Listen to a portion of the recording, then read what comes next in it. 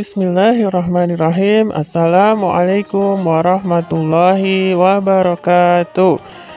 Apa kabarnya anak-anakku, siswa-siswi SDIT Mutiara yang Ustazah sayangi dan Ustazah banggakan? Insya Allah semuanya dalam keadaan yang sehat, tidak kurang suatu apa ya.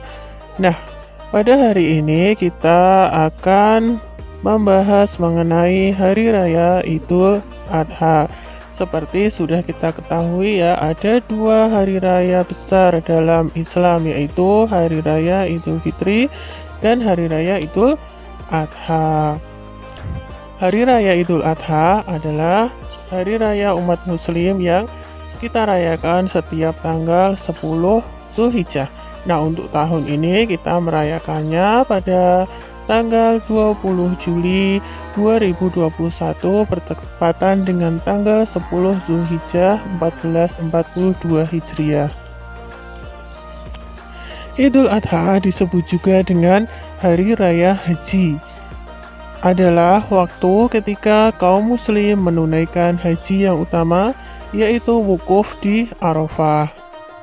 Idul Adha disebut juga Idul Nahar, yang artinya Hari Raya Penyembelihan. Dalam Quran surat Al-Kautsar ayat 2 disebutkan bahwa Fasholli lirabbika wanhar, ya, dirikanlah sholat dan berkurbanlah. Nah, Hari Raya Idul Adha ini kita peringati dalam rangka memperingati ujian paling berat yang menimpa Nabi Ibrahim alaihi salam. Karena kesabaran dan ketabahan Nabi Ibrahim dalam menghadapi berbagai ujian dan cobaan, Allah memberi gelar kehormatan kepada Nabi Ibrahim, yaitu Khalilullah atau kekasih Allah. Kisah Nabi Ibrahim dan Ismail ini tertulis di dalam Al-Quran surat As-Saffat ayat 101. Diketahui bahwa Nabi Ibrahim belum mempunyai putra. Kemudian Allah memberikan kabar gembira dengan kelahiran seorang anak, yaitu Nabi Ismail. Kelahiran Nabi Ismail ini membuat Nabi Ibrahim sangat senang. Nabi Ibrahim sangat sayang pada Ismail. Nah, kemudian Allah menguji iman dan takwa Nabi Ibrahim melalui mimpinya yang hak atau benar, yaitu mimpi 3 hari berturut-turut agar ia mengorbankan Nabi Ismail yang waktu itu baru berumur 7 tahun. Hal ini tercantum dalam Al-Quran, Quran Surat As-Saffat ayat 102. Bismillahirrahmanirrahim. Qala ya bunayya inni ara fil manami inni adbahuka fanzur madza tara. Qala ya abati fa'al ma tu'maru satajiduni insyaallahu minas sabirin. Nabi Ibrahim berkata, "Hai anakku, sesungguhnya aku melihat dalam mimpi bahwa aku menyembelihmu." Ismail menjawab, "Wahai bapakku, kerjakanlah apa yang diperintahkan kepadamu. Insya Allah engkau akan mendapatiku termasuk orang yang sabar." Quran Surat As-Saffat ayat 102. Setelah keduanya siap, tiba-tiba Allah berseru dengan firman-Nya menghentikan kegiatan penyembelihan Ismail itu. Allah telah meridhai keduanya. Sebagai imbalan keikhlasan mereka, Allah mencukupkan dengan penyembelihan seekor kambing sebagai kurban. Sebagaimana diterangkan dalam Al-Quran, Quran Surat As-Saffat ayat 107-110. Wa fadainahu bidzibahin adzim, dan kami tebus anak itu dengan seekor sembelihan yang besar.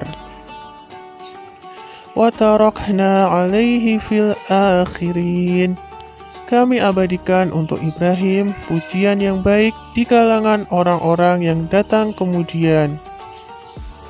Salamun ala Ibrahim, yaitu kesejahteraan semoga dilimpahkan kepada Nabi Ibrahim. Kadzalika najzil muhsinin, demikianlah kami memberi balasan kepada orang-orang yang berbuat baik.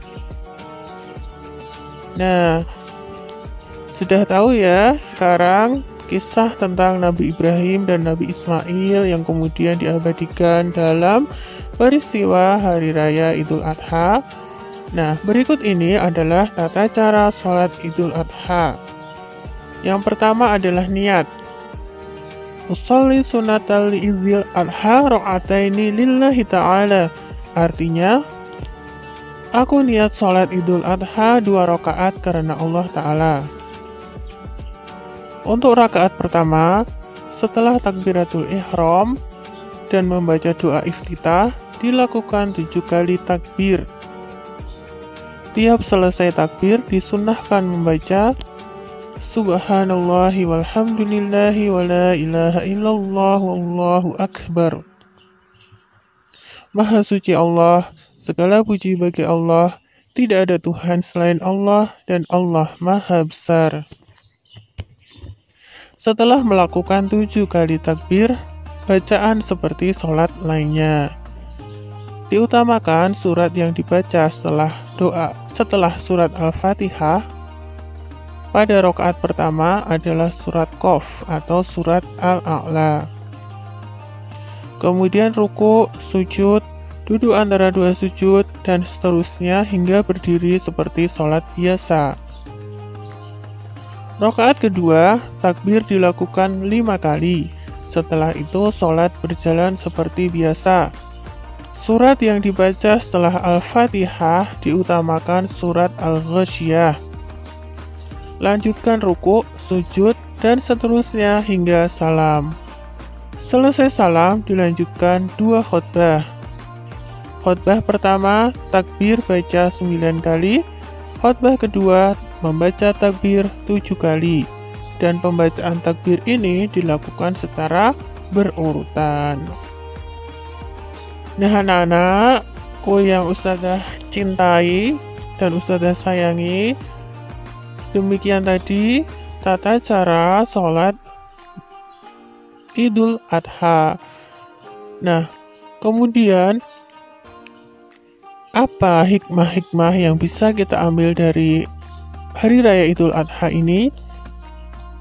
Hikmah-hikmahnya diantaranya adalah yang pertama, mengenang ketaatan Nabi Ibrahim alaihissalam dan Nabi Ismail alaihissalam kepada Allah Ta'ala.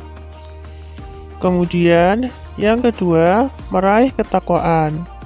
Berkurban adalah salah satu cara kita untuk mendekatkan diri kepada Allah.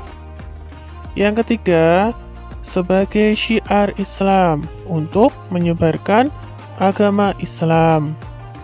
Yang keempat, ibadah kurban lebih baik dibandingkan dengan sedekah dengan uang yang senilai dengan hewan kurban tersebut. Yang kelima adalah bentuk ketaatan kita kepada Allah Ta'ala. Yang keenam adalah membahagiakan kaum du'afa. Nah, hari raya kurban adalah hari untuk makan, minum, dan zikir kepada Allah. Hadis riwayat Muslim. Nah anak-anak, itu tadi sekelumit kisah tentang perayaan Idul Adha dan sekitarnya. Semoga kita bisa mengamalkan hikmah-hikmah yang ada pada Hari Raya Idul Adha ini. Dari Ustazah cukup sekian. Wassalamualaikum warahmatullahi wabarakatuh.